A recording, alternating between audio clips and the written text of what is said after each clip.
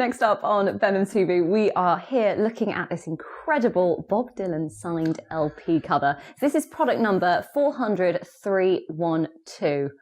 Gary, tell us a bit more about this. It's pretty incredible. I mean, Bob Dylan is one of the biggest music legends there is, over the last few years, the last decade or so, and more than that, really. He's massive, huge following, and he's almost, revered and loved, admired, all those words, by the masses, really. And no matter what age you are as well. Again, this goes through the generations. I mean, his music still played regularly, and obviously, again, with the rebirth of vinyl, a lot of people are becoming aware of his material, which was hitched out. I can't remember how many albums he did, but it was a lot. And actually, what you've got here is an original. This isn't one of these remasters. This is an original album, personally signed on the front cover by Bob Dylan itself. So it's a very sort of sought after item, and again, great image of Bob Dylan. And if it was me, I'd just frame that up and hang it on the favourite wall. So the album is called Empire Burlesque. It's 23rd studio album, this one. It's a lot of music, isn't it? It really is. It is a lot of music. Everyone's got their favourite. Yeah, they sort of have, haven't they, really? I mean, I admired him and listened to his music, obviously grew up with it in a big way, but he certainly touched the soul and the spirit of many. And his music, he was a good songwriter, very accomplished, writer generally. I mean, the old story, allegedly, I believe he actually turned down the Nobel Peace Prize. Yeah, for Nobel Prize for Literature, and he turned it down. Yeah. But I think he eventually accepted it. But probably it was a check. The check was a bit more than he thought. We're only kidding. But it was, joking.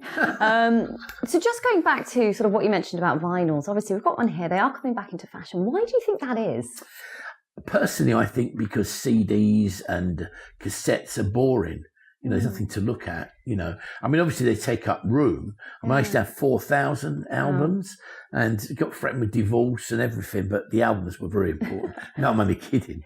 But do you think as well it's something to do with the fact that actually even going past CDs, on MP3s and all that, this is actually something that you can hold on to? Personally, I mean, obviously I'm biased, but I think it's that earthy sound of, it's just like you can take it as if you're in the bar or listening to someone playing. And, I think it is. And I like, sometimes the odd scratch here and there is told it's been played, Could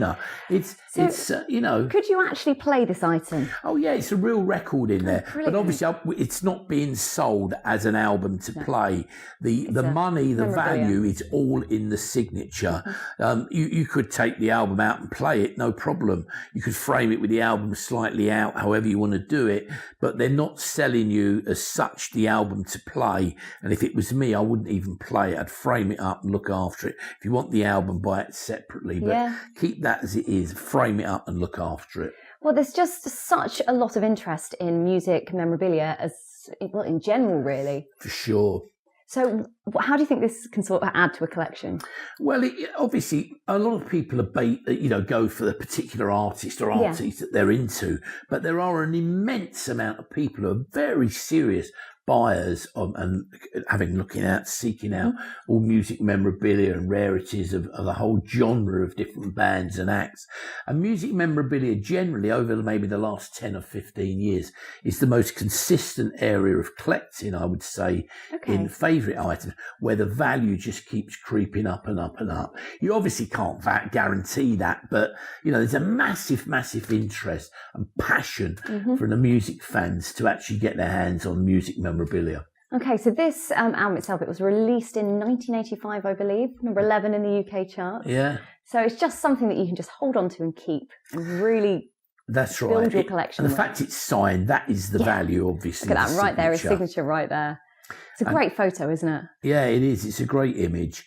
And as I say, vinyl is on a huge revival. So if you know someone who's just discovered Dylan or you want to, they've always loved his music, that could be a great gift, again, for a special occasion.